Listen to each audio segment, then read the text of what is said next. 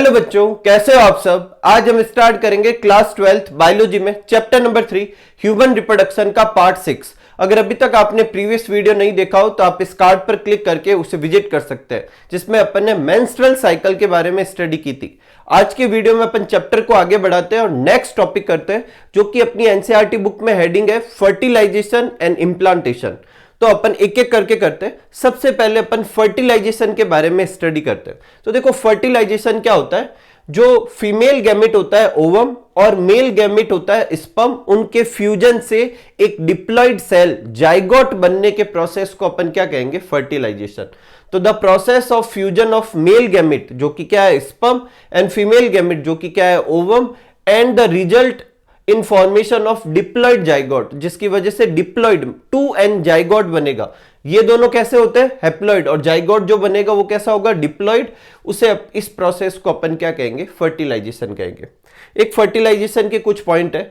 Fertilisation जो होता है वो फैलोपियन ट्यूब में क्या होता है, एम्पुलरी रीजन में होता है, या फिर अपन एम्पुला स्टेमिक जंक्शन अगर है ऑप्शन में तो वो क्लिक कर सकते हैं। ठीक है। Fertilization can only occur if the ovum and sperm are transported simultaneously to the ampullary region।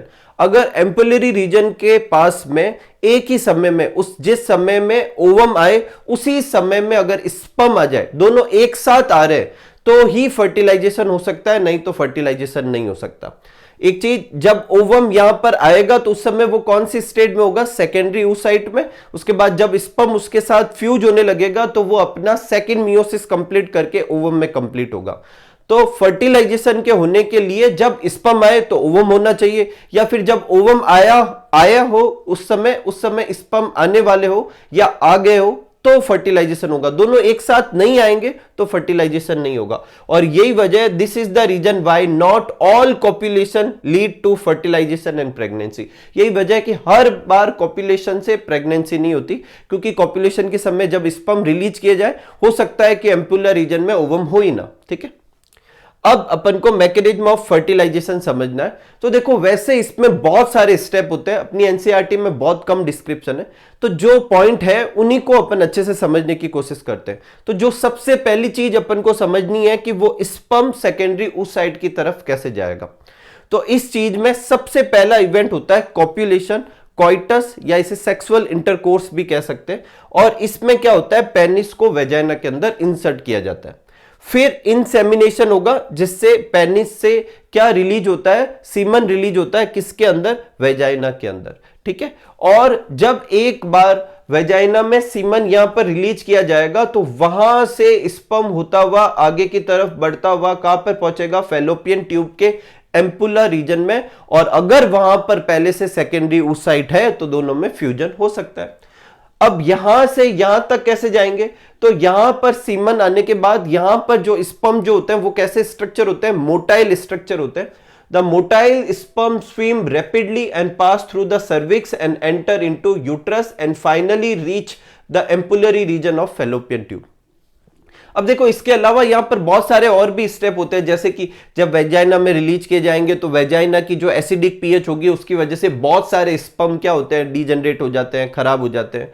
उसके बाद में फिर धीरे धीरे यहां से स्पर्म निकलेंगे, मूव करने लगेंगे। जब यूट्रस के अंदर आएंगे तो यूट्रस के अंदर उन्हें अच्छा फील होगा, क्योंकि यूट्रस का जो नेचर होता है, अंदर का जो फ्लूइड का नेचर जो होता है वो कैसा होता है, एल्केलाइन। और फिर वो मूव करने लगेंगे। एक इस रास्ते में इसका कैपेसिटेशन भी होगा, ये भी एनसीईआरटी में नहीं देखा है लेकिन लिखा हुआ है, लेकिन अभी अपन इसको अलग से जरूर समझेंगे। फिर सेकेंडरी oocyte, ये एम्पुलर रीजन तक आ गया। और सेकेंडरी oocyte कैसा आता है, ओवरी जो होती है वो क्या करती है, ग्राफियन फॉलिकल जो होती है वो रप्चर होती है और क्या सिक्रेट यहां पर क्या रिलीज करती है, सेकेंडरी oocyte रिलीज करती है। दोनों एक दूसरे के पास में आएंगे और फ्यूजन हो सकता है। ठीक है। तो अभी तो दोनों एक दूसरे के पास में आए, ये अपना डिटेल दे रखा है एनसीईआरटी में। देखो, एक और चीज होती है जिसे कहते हैं कैपेसिटेशन ऑफ स्पर्म। अब कैपेसिटेशन क्या होता है, स्पर्म जो होता है उसके ऊपर बहुत सारे एपिडिडाइमिस और जो सेमिनल वेसिकल से जब वो गुजरता है तो उसके ऊपर बहुत सारे ग्लाइकोप्रोटीन्स होते हैं, एपिडिडाइमल और सेमिनल ग्लाइकोप्रोटीन। उनको हटाना जरूरी है क्योंकि वो इनहिबिटरी होते हैं एक्शन में। और साथ में स्पर्म की जो मेम्ब्रेन जो होती है उसमें जो कोलेस्ट्रॉल होता है उसका लेवल धीरे धीरे कम करना होता है, ताकि कि ये स्पर्म की जो ऊपर वाली सबसे ऊपर वाली मेम्ब्रेन और एक्रोसोमल मेम्ब्रेन जो है वो थोड़ी डीस्टेबलाइज हो जाए, और उससे अभी अपन आगे देखेंगे कि क्या होगा। तो ये दोनों काम होने चाहिए, और इन दोनों काम के चलते हुए परमेबिलिटी बढ़ जाएगी किसके टूवर्ड्स में, कैल्शियम के लिए। और जैसे ही कैल्शियम आयन और अंदर आएंगे तो स्पर्म की मोटिलिटी और ज्यादा बढ़ जाएगी और वो और तेजी से मूव करने लगेगा। इन तीनों प्रोसेस को कलेक्टिवली कहते हैं कैपेसिटेशन ऑफ स्पर्म। ये सर्विक्स और कहां पर होता है, यूट्रस के अंदर होता है, ठीक है। और ये स्पर्म की पेनिट्रेशन एबिलिटी के लिए जरूरी है, ठीक है। अगर आईवीएफ इन विट्रो फर्टिलाइजेशन कराते समय अगर कैपेसिटेशन ऑफ स्पर्म नहीं किया जाए तो फर्टिलाइजेशन भी नहीं होता है, ठीक है। तो एक बार आप ये नोट कर लीजिए, फिर अपन आगे के स्टेप देखते हैं, ठीक है। नेक्स्ट आगे बढ़ते हैं। एक बार जब स्पर्म सेकेंडरी oocyte के पास में पहुंच जाएंगे उसके बाद क्या होगा। तो पहले देखो ये यहां से लेकर यहां तक का जो डिस्क्रिप्शन है अपन एनसीईआरटी के हिसाब से समझते हैं, फिर मैं आपको डायग्राम के हिसाब से कुछ और एक्स्ट्रा पॉइंट भी समझाऊंगा। हालांकि मैं आपको सजेस्ट करूंगा वो भी आप लिखें और अच्छे से लर्न करें, वो भी बहुत इंपॉर्टेंट है। तो देखो जब मतलब कैपेसिटेशन हो रहा होगा उस समय मैंने क्या बोला था, कोलेस्ट्रॉल का रिमूवल होता है जिससे प्लाज्मा मेम्ब्रेन स्पर्म की और एक्रोसोमल मेम्ब्रेन थोड़ी डिस्टेबलाइज होती है, और वो एक दूसरे के साथ, जैसे मान लो ये दोनों मेम्ब्रेन थी तो वो एक दूसरे के साथ बहुत सारे पॉइंट पे क्या होती है, फ्यूज हो जाती है, जिससे उनके बीच में क्या क्रिएट हो जाते हैं, पोर क्रिएट हो जाते हैं। तो after capacitation acrosomal membrane fuse with plasma of sperm at multiple point, जिससे परफोरेशन मतलब पोर बनेंगे, और इससे एक्रोसोम के अंदर के एंजाइम जो कहां आएंगे, बाहर आएंगे। अब वहां पर दो तरह के एंजाइम होते हैं, एक होता है हाइलुरोनिडेज जो बेसिकली क्या करता है, कोरोना रेडिएटा जो होती है उसमें जो ग्रेन्युलोसा सेल है उसके बीच में क्या होता है, हाइलुरोनिक एसिड होता है, जिसकी वजह से वो चिपकी हुई है, तो उसको डिसॉल्व करने का काम करता है, और इस तरीके से स्पर्म कोरोना रेडिएटा को पेनिट्रेट करके आगे बढ़ सकता है। और दूसरा उसके पास एक्रोसिन एंजाइम होता है जो बेसिकली क्या करता है, जोना पेल्यूसिडा को पेनिट्रेट करता है। हालांकि जब इसका पेनिट्रेशन होगा तो बहुत सारे प्रोसेस होते हैं जिन्हें क्लिप्टिक क्या कहते हैं, एक्रोसोमल रिएक्शन कहते हैं। एक अपन देखो इसको अभी अपन समझेंगे डायग्राम से भी।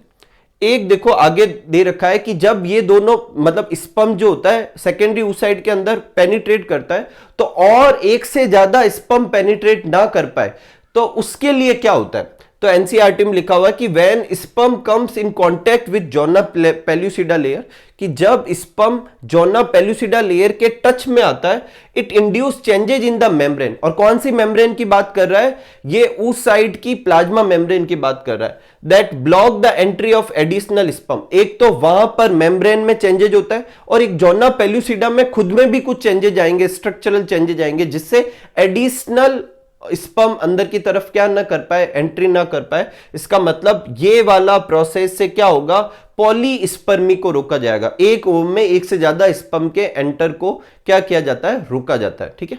अब ये सारी चीजें होती कैसे, इसे डायग्राम से समझते हैं और कुछ एडिशनल पॉइंट भी समझते हैं, अच्छे से सुनिएगा।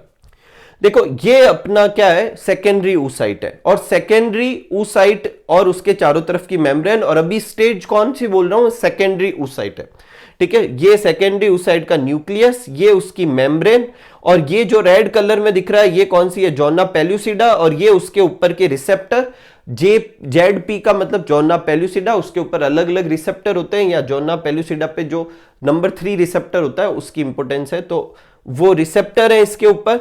और सबसे बाहर की तरफ क्या है, कोरोना रेडिएटा है। एक और चीज, ये जोना पेल्यूसिडा और सेल मेम्ब्रेन के बीच में जो गैप होता है उसे क्या कहते हैं, पेरीवाइटेलाइन स्पेस कहते हैं। एक चीज मैं आपको यहां क्लियर कर देता हूं, देखो एक होती है वाइटेलाइन मेम्ब्रेन, देखो ह्यूमन में वैसे कोई वाइटेलाइन मेम्ब्रेन नहीं है। वाइटेलाइन मेम्ब्रेन कुछ एनिमल्स में होती है, वो उनकी प्राइमरी मेम्ब्रेन होती है जो जोना पेल्यूसिडा की जगह पर होती है, ठीक है। वो एक प्राइमरी एग मेम्ब्रेन है, अपन में ऐसी कोई एग मेम्ब्रेन नहीं होती। तो जोना पेल्यूसिडा की जगह कुछ ऑर्गेनिज्म में क्या होती है, वाइटेलाइन मेम्ब्रेन होती है, ठीक है।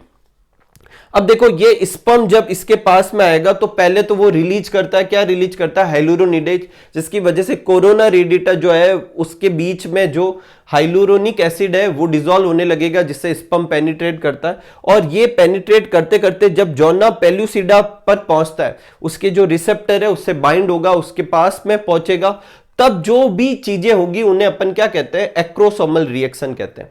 और यहां पर क्या होगा बेसिकली कि जो एंजाइम जो है यहां पर वो एक्रोसिन एंजाइम आएगा और वो क्या करेगा, जोना पेलुसिडा की जो मेम्ब्रेन है उसको क्या करने लगेगा, डिसॉल्व करने लगेगा।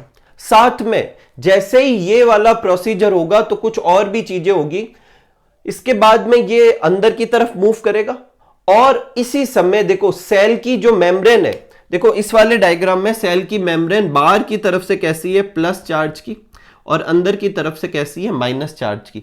और ऐसी मेम्ब्रेन को अपन ने 11th में पढ़ा है कि ऐसी मेम्ब्रेन जिसमें बाहर की तरफ प्लस होता है अंदर की तरफ माइनस, इसे क्या कहते हैं, पोलराइज्ड मेम्ब्रेन कहते हैं।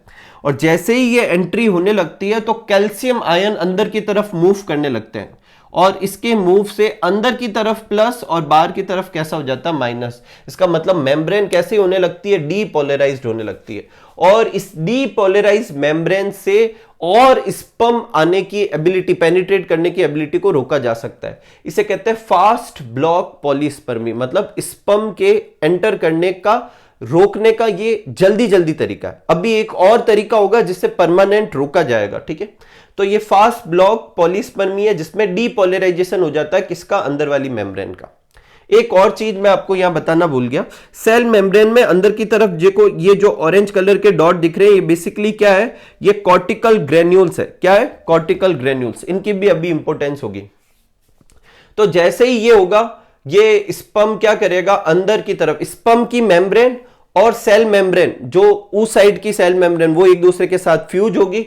अब यहां पर बहुत सारी चीजें होगी, देखो एक तो depolarization due to calcium influx, calcium के अंदर आने की वजह से डीपोलराइजेशन हुआ। अब और क्या होगा, इसी समय अभी तक सेकेंडरी उस साइड स्टेज थी, वो सेकेंडरी उस साइड कन्वर्ट होगा किसमें, ओवम में, और किसमें कन्वर्ट होगा, पोलर बॉडी में कन्वर्ट होगा।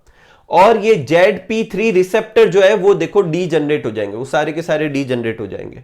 और ये कॉर्टिकल ग्रेन्यूल्स जो है वो यहां पर पेरीवाइटेलाइन स्पेस जो है यहां पर क्या हो जाएंगे, रिलीज हो जाएंगे। और साथ ही में ये जोना पेल्यूसिडा लेयर में क्या करते हैं, स्ट्रक्चरल चेंजेस लाते हैं। तो क्या होगा इन सब के एंट्री की वजह से, देखो एक तो ये सब फ्यूज होने के बाद में क्या होगा, देखो अगले डायग्राम में मैंने क्या बताया, ये स्पर्म का जो न्यूक्लियस है वो अंदर आ गया, मेल न्यूक्लियस अंदर आ गया, और प्रोक्सिमल सेंट्रियोल भी अंदर जाता है, बाकी की कोई चीज काम की नहीं है। ये अब ओवम हो चुका है क्योंकि जो है सेकंड मियोसिस कंप्लीट हो गया था, तो ये ओवम में एक पोलर बॉडी भी बन जाती है। और ये ZP3 रिसेप्टर जो है वो सारे डी जनरेट हो गए, और कॉर्टिकल ग्रेन्यूल्स यहां बाहर की तरफ आकर एक हार्ड स्ट्रक्चर बना लेती है, लेयर बना लेती है, जिसको क्या कहते हैं, फर्टिलाइजेशन मेम्ब्रेन कहते हैं।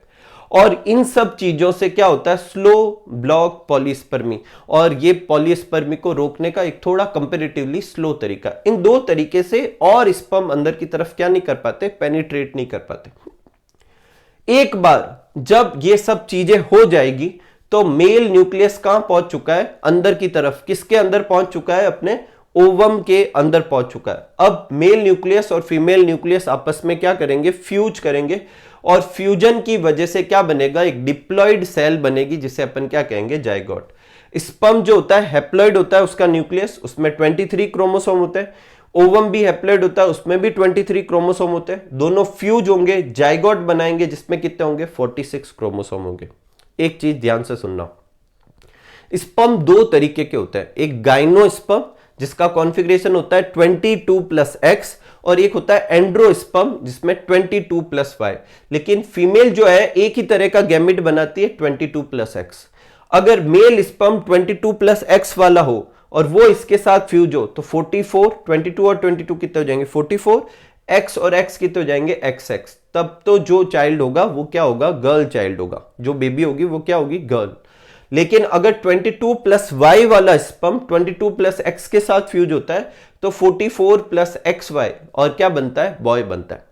इसका मतलब लड़का होगा या लड़की होगा, ये किस चीज पर डिपेंड करेगा, फीमेल गैमेट पे डिपेंड नहीं कर रहा, ये मेल गैमेट पे डिपेंड कर रहा है। तो अगर कोई रेस्पॉन्सिबल है मेल और फीमेल चाइल्ड होने के लिए तो वो मेल है, ना कि फीमेल। एनसीईआरटी में लिखा हुआ है साफ कि the sex of baby is decided by chromosome pattern of zygote. Zygote के क्रोमोसोम पैटर्न से ही डिसाइड हो जाता है, जिसे सेक्स डिटर्मिनेशन कहते हैं। इसके बारे में डिटेल में अपन चैप्टर नंबर 5 में करेंगे, ठीक है। और sex is determined by the father not by mother. Sex जो है वो फादर से डिसाइड होता है, ना कि मदर से। तो अगर किसी कपल के बहुत सारी लड़कियां होती है और आप किसी को ऐसे जिम्मेदार ठहरा रहे, तो वो मदर है, ठीक है, ना कि फादर। वैसे तो कोई बुराई नहीं है, कोई भी तरह का बच्चा हो, लेकिन अगर लड़का या लड़की होने के लिए कोई रिस्पॉन्सिबल है तो वो मेल है, ना कि फीमेल, ठीक है। तो ये भी आपके पूछा जा सकता है। हालांकि इसके बारे में डिटेल में अपन सेक्स डिटर्मिनेशन टॉपिक में करेंगे, जो कि अपने किस में है, चैप्टर नंबर 5 में। तो अभी तक जो हो रखा है उसको अपन एक बार वापस रिवाइज करते हैं कि क्या है। तो देखो, एक बार एंट्री ऑफ स्पर्म हुई, अपन को जो की पॉइंट एनसीईआरटी में दे रखे हैं, एंट्री ऑफ स्पर्म के समय 2 एंजाइम रिलीज होते हैं, और वो 2 एंजाइम क्या करते हैं, एक कोरोना रेडिएटा को डिसॉल्व करेंगे और एक क्या करेंगे, जोना पेलुसिडा को। जोना पेलुसिडा पूरी डिजेनरेट नहीं होगी, एक जगह पर होगी, जिससे स्पर्म अंदर की तरफ क्या हो जाएगा, चला जाएगा। जोना पेलुसिडा अभी बहुत देर तक परसिस्ट करेगी, जाइगोट बनने के बाद में भी उसके चारों तरफ जोना पेलुसिडा रहती है, ठीक है। एक जब ये जोना पेलुसिडा को टच करेगा तो उस समय बहुत सारे चेंजेज होते हैं, जिसकी वजह से पॉलीस्पर्मी को रोका जाता है। तो 2 चेंजेज अपन ने देखे, एक तो मेम्ब्रेन की पोलराइजेशन जो होती है वो चेंज हो जाती है, डीपोलराइज्ड हो जाती है मेम्ब्रेन, और दूसरा क्या होता है, कॉर्टिकल ग्रेन्यूल्स बाहर की तरफ रिलीज कर दिए जाते हैं, जिससे एक हार्ड लेयर बन जाती है, जिसे फर्टिलाइजेशन मेम्ब्रेन कहते हैं। ये सारे रिसेप्टर हट जाते हैं और इन दोनों ही चीजों से पॉलीस्पर्मी को रोका जाता है। और लास्ट में क्या होगा, मेल और फीमेल न्यूक्लियस एक दूसरे के साथ फ्यूज हो जाएंगे और क्या बनेगा, जाइगोट बनेगा। जाइगोट के क्रोमोसोम को देखकर अपन ये बता सकते हैं कि लड़का होगा या लड़की होगी, और इसके लिए रिस्पॉन्सिबल कौन है, मेल, ना कि फीमेल। तो एक बार आप ये नोट कर लीजिए। फिर अपन चैप्टर का नेक्स्ट टॉपिक करते हैं, जो कि है क्लीवेज, ब्लास्टुलेशन एंड इम्प्लांटेशन, ठीक है। देखो, आगे टॉपिक करने से पहले अपन को आगे क्या समझना है उसको अपन एनसीईआरटी के एक डायग्राम से समझते हैं। तो देखो, अभी तक क्या हुआ था, ये ओवरी है, इसके ग्राफियन फॉलिकल रप्चर होकर इससे क्या बनती है, सेकेंडरी oocyte, जो कि ये ए वाला डायग्राम है। फिर यहाँ देखो, ये आगे की तरफ मूव करेगा, यहाँ स्पर्म आएंगे, ये दोनों फ्यूज करेंगे, जो इस डायग्राम में शो कर रखा है, फर्टिलाइजेशन होगा, और फर्टिलाइजेशन से जाइगोट बनेगा। अब ये जाइगोट जैसे जैसे आगे की तरफ मूव करता है, सिर्फ ये मूव नहीं करता, इसमें बहुत सारे चेंजेज भी होते हैं। तो इन चेंजेज को सी से लेकर एच तक शो कर रखा है। तो देखो, पहले क्या होगा, देखो सी स्टेज आएगी, फिर डी आएगी, फिर ई आएगी, फिर एफ, और फिर जी, और सबसे लास्ट में इम्प्लांटेशन होगा। तो एक्चुअल में होगा क्या, इस जाइगोट में डिवीजन होंगे, फिर उससे 2 सेल स्टेज बनेगी, फिर 4 से 8 सेल स्टेज बनेगी, फिर जब वो 8 से 16 सेल की स्टेज बन जाएगी उसे अपन मोरूला कहेंगे। फिर मोरूला तक आते आते ये कहाँ पर आ जाता है, यूट्रस में आ जाता है। फिर इसके अंदर बाहर की तरफ से यूटेराइन फ्लूइड अंदर की तरफ आने लगता है, और भी चेंजेज होते हैं, जिससे एक ब्लास्टोसिस्ट करके स्टेज बनती है, और ये ब्लास्टोसिस्ट जो होती है यूट्रस की वॉल के ऊपर जाके चिपक जाएगी, जिसे क्या कहेंगे, इम्प्लांटेशन। यहाँ से लेकर मोरूला तक के प्रोसेस को मोरूलेशन कहते हैं, मोरूला से ब्लास्टुला बनने के प्रोसेस को ब्लास्टुलेशन कहते हैं, और फिर लास्ट प्रोसेस है इम्प्लांटेशन। इन सारी चीज़ों को और इनका जो डिवीजन है इसको कहते हैं क्लीवेज। ये एक स्पेशल टाइप का माइटोसिस है। इन सब में क्या होता है, 1 by 1 अभी अपन समझेंगे, ठीक है। तो नेक्स्ट प्रोसेस है अपना क्लीवेज।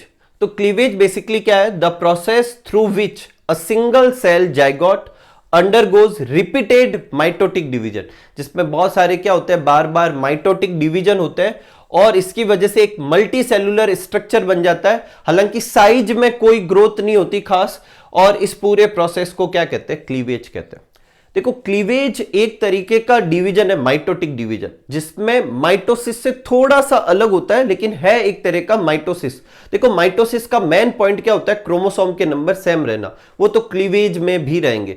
हालांकि कुछ डिफरेंस है जिसे अभी अपन समझने वाले हैं। देखो, मैं आपको पहले ही बता देता हूं, यहां पर नीचे लिखा हुआ है, अपनी एनसीईआरटी में लिखा हुआ, आप सब जानते हैं कि सेल साइकिल जब होता है तो सेल डिवीजन के पहले एक इंटरफेज आती है, और इंटरफेज में G1, S, G2 3 स्टेज होती है।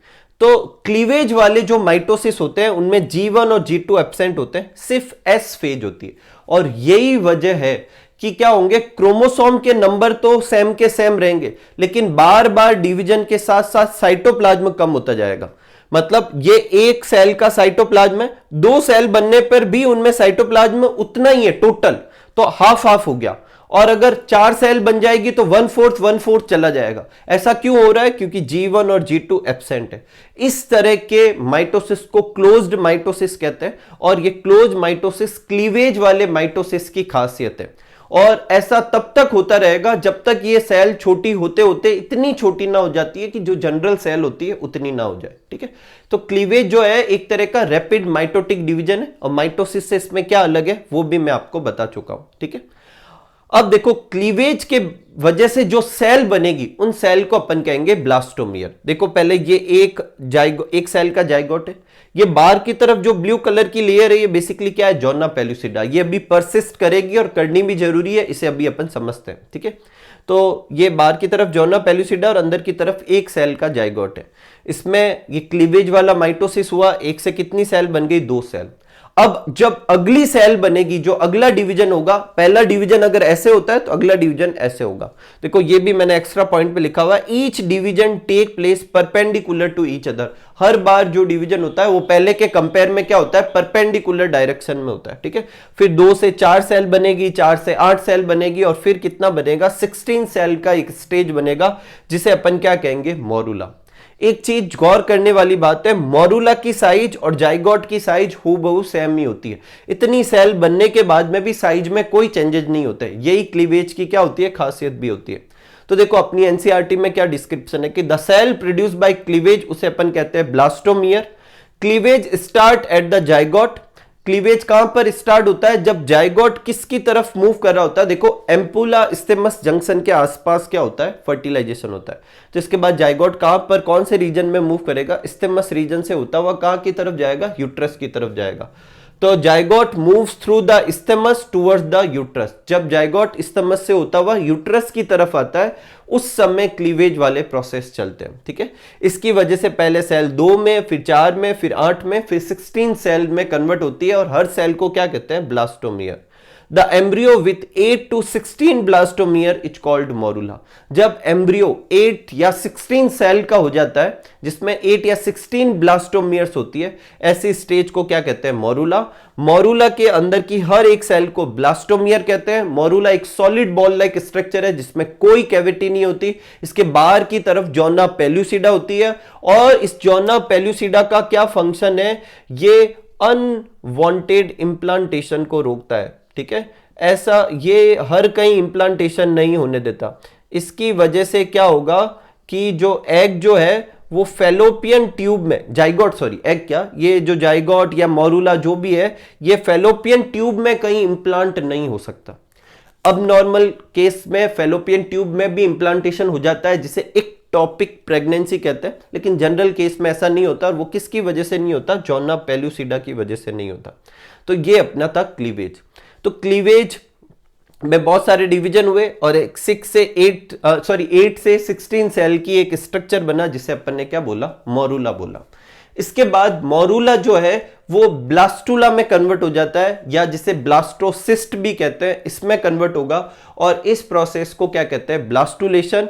इस प्रोसेस में भी जो डिवीजन हो रहे हैं वो क्लीवेज वाले माइटोटिक डिवीजन ही है, अभी भी वो ही डिवीजन चलेंगे। ठीक है, the process of formation of blastocyst from morula is known as blastulation. अब इसमें होगा क्या? देखो ये मोरूला था। अब मोरूला में क्या होता है? जो सेल है वो सेल जो है जैसे जैसे ये आगे की तरफ बढ़ता है इसके अंदर की जो सेल है वो आपस में एक दूसरे के चिपक सी जाती है और इतनी चिपक जाती है, इंटैक्ट हो जाती है कि वो एक दूसरे से दूर नहीं जाने वाली। और बाहर वाली सेल थोड़ी लूज रहती है। तो 2 तरह के रीजन बन जाते हैं, एक आउटर सेल और एक इनर सेल। अब जैसे ये यूट्रस की यूटेराइन कैविटी में जाएगा तो उसके अंदर क्या होता है? यूटेराइन फ्लूइड जो होता है, जो यूट्रस की जो वॉल है यूटेराइन मिल्क सिक्रेट करती है, जो यूटेराइन फ्लूइड होता है वो जॉर्ना पेलुसिडा से होता हुआ इसके अंदर आने लगता है। और पहले क्या होता है? ये बाहर वाली सेल के बीच बीच में इकट्ठा होने लगता है जिससे बहुत सारी छोटी छोटी सी कैविटी बनती है। हालांकि ये जो अंदर वाली सेल है ये सारी एक साथ ही रहती है क्योंकि ये पहले चिपक गई थी और धीरे धीरे वो सारी छोटी छोटी कैविटी मर्ज होकर एक बड़ी सी कैविटी बना लेती है जिसको क्या कहते हैं? ब्लास्टोसील। और जिसके अंदर क्या होता है? यूटेराइन मिल्क या यूटेराइन फ्लूइड भरा हुआ होता है। और इसके सारी के फ्यूज होने की वजह से, ये ब्लास्टोसील बनने की वजह से ये जो सेल थी वो एक तरफ खिसक जाती है, जो इनर सेल मास था वो एक तरफ खिसक जाता है। और ये बाहर वाली सेल जो है वो थोड़ी फ्लैट हो जाती है। अब जो ये स्ट्रक्चर है इसे अपन ब्लास्टोसील या ब्लास्टूला या ब्लास्टोसिस्ट कह सकते हैं। तो ब्लास्टूला या ब्लास्टोसिस्ट तभी कहते हैं जब उसके अंदर कैविटी हो। मोरूला ब्लास्टूला तभी कहलाएगा जब उसके अंदर क्या बन जाएगी, कैविटी।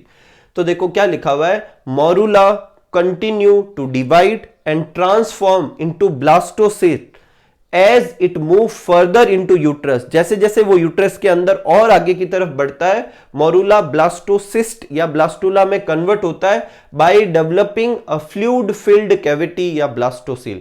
जब उसके अंदर एक कैविटी बन जाएगी तब उसको अपन क्या कहेंगे, ब्लास्टूला कहेंगे।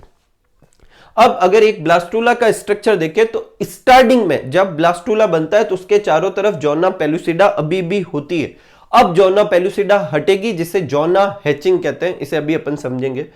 और ये अंदर की तरफ जो बाहर की तरफ जो सेल थी वो अब फ्लैट सेल्स की एक लेयर बन जाएगी जिसे अपन क्या कहेंगे, ट्रोफोब्लास्ट। तो ट्रोफोब्लास्ट बाहर की तरफ है, peripheral layer of flat sales, और ये इंप्लांटेशन में हेल्प करेगी। अभी अपन देखते हैं कैसे। और बाद में ये कोरियन करके एक्स्ट्रा एम्ब्रियोनिक मेम्ब्रेन बनाने में भी मदद करती है।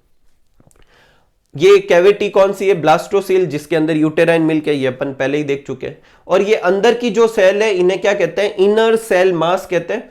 और ये जो सेल है इन्हें एम्ब्रियोनल नोब या एम्ब्रियोब्लास्ट भी कहते हैं। और ये पार्टिसिपेट करेगी किसमें, एम्ब्रियो डेवलपमेंट में। एक मैं यहां पर और चीज बता देता हूं, ये जितनी भी सेल है, ये कौन सी सेल थी, ब्लास्टोमियर थी, ठीक है। और ये ब्लास्टोमियर कैसी होती है, टोटीपोटेंट होती है। कैसी होती है, टोटीपोटेंट। मतलब हर सेल के पास ये एबिलिटी है कि वो बॉडी का कोई भी स्ट्रक्चर बना सकती है। और इनर सेल मास की ये जो सेल है, यहां पर भी लिख देना, ये सेल, ये जो सेल है ये भी कैसी होती है, टोटीपोटेंट होती है। इनके पास भी वो एबिलिटी है, ठीक है, टोटीपोटेंसी की, ठीक है। तो ये अपने इनर सेल मास हो गया, आउटर वाली ट्रोफोब्लास्ट हो गई, ये ब्लास्टोसील हो गई। और ऐसा स्ट्रक्चर अपने क्या कहलाता है, ब्लास्टोसिस्ट या ब्लास्टूला कहलाता है। एक और चीज देखो, कुछ बुक में लिखा हुआ है, अगर आपको कभी पूछे सेल्स ऑफ राउबर या रॉबर किसे कहते हैं, तो एक्चुअल में इनर सेल मास के टच में जो ट्रोफोब्लास्ट की जो सेल है उन्हें अपन क्या कहते हैं, सेल्स ऑफ राउबर, ठीक है। वैसे अपनी बुक में ये दे नहीं रखा, आप याद करना चाहें, कभी कोई क्वेश्चन आए कि सेल्स ऑफ राउबर कौन सी होती है, तो ट्रोफोब्लास्ट की वो सेल जो इनर सेल मास को जस्ट कवर कर रही है उन्हें कहते हैं, ठीक है। तो ये अपना कौन सा था, क्लीवेज और ब्लास्टुलेशन। और अभी तक के प्रोसेस के बाद में एक स्ट्रक्चर बन जाता है जिसे अपन क्या कह रहे हैं, ब्लास्टूला कह रहे हैं। अब जो ब्लास्टूला है वो जोना पेलुसिडा से बाहर आएगा, ठीक वैसे ही जैसे एक एग में से मुर्गी का बच्चा बाहर निकलता है, हैचिंग होती है ना, बाहर निकलता है, ठीक वैसे के वैसे जोना पेलुसिडा से ब्लास्टूला बाहर आएगा जिसे जोना हैचिंग कहेंगे। और उसके बाद ये ट्रोफोब्लास्ट लेयर जो है यूट्रस की मेम्ब्रेन पे जाके चिपक जाएगी जिसे अपन क्या कहेंगे, इंप्लांटेशन। तो एक बार आप ये नोट कर लीजिए, फिर अपन इंप्लांटेशन को भी अच्छे से समझते हैं। तो नेक्स्ट और आज का लास्ट टॉपिक है इंप्लांटेशन। क्या होता है implantation, the process of attachment of blastocyst with uterus wall is called implantation. और जो गौर करने वाली बात है, कौन सी स्टेज में एम्ब्रियो इंप्लांट होता है, ब्लास्टोसिस्ट स्टेज में होता है। अभी तक के सारे प्रोसेस को रिवाइज करते हैं डे वाइज। जिस दिन जाइगोट बनेगा उसे अपन फर्स्ट डे मानेंगे, ठीक है। तो उसके करीब 3rd या 4th डे तक मोरूला बनता है, 5th या 6th डे तक क्या बनता है, ब्लास्टोसिस्ट बनता है। और करीब 6th डे के आसपास जो ब्लास्टोसिस्ट है वो जोना पेलुसिडा से बाहर निकल जाती है। पहले जोना पेलुसिडा में एक हल्का सा होल वगैरह होता है और फिर वो उससे बाहर की तरफ निकल जाता है जिसे जोना हैचिंग कहते हैं। इसके बाद करीब 6th या 7th डे के आसपास ट्रोफोब्लास्ट जो है, अब ट्रोफोब्लास्ट स्टिकी जो ट्रोफोब्लास्ट जो है वो क्या कर सकता है, यूट्रस से जाके चिपक सकता है। इतनी देर तो चिपक नहीं सकता था, जोना पेलुसिडा थी चारों तरफ। तो अब ट्रोफोब्लास्ट क्या करता है, एंडोमेट्रियम, कहां से जाके चिपकता है, एंडोमेट्रियम पे जाके चिपकता है। और इस प्रोसेस को अपन इंप्लांटेशन कहेंगे। अब इस प्रोसेस के दौरान क्या होगा, जब ट्रोफोब्लास्ट यहां जाके चिपकेगा तो वो हाइड्रोलाइटिक एंजाइम रिलीज करेगा जो क्या करता है, सेल को डाइजेस्ट करते हैं, जिससे वो अंदर की तरफ क्या कर सकता है, एंडोमेट्रियम में अंदर की तरफ क्या कर सकता है, मूव कर सकता है। और ठीक इसी समय यूटेराइन सेल्स जो है वो रैपिडली डिवाइड होती है और वो जो ब्लास्टोसिस्ट अंदर गई थी उसको बाहर की तरफ से कवर कर लेती है। इसका मतलब जो ब्लास्टोसिस्ट है वो पूरी तरह अंदर धस चुकी है, पूरी तरीके से कंप्लीटली एम्बेडेड हो चुकी है। और ये सारा काम जो है करीब 12th डे तक हो जाता है। और अब अपनी क्या स्टार्ट हो गई है, मतलब जो फीमेल होगी उसमें क्या स्टार्ट हो गई है, प्रेगनेंसी स्टार्ट हो गई। तो इंप्लांटेशन लीड्स टू प्रेगनेंसी। अब कहेंगे कि फीमेल क्या हो चुकी है, प्रेग्नेंट हो चुकी है। After implantation trophoblast secrete HCG। Trophoblast जो होता है HCG सिक्रेट करता है, जिसकी फुल फॉर्म क्या है, ह्यूमन कोरियोनिक गोनोडोट्रोपिन।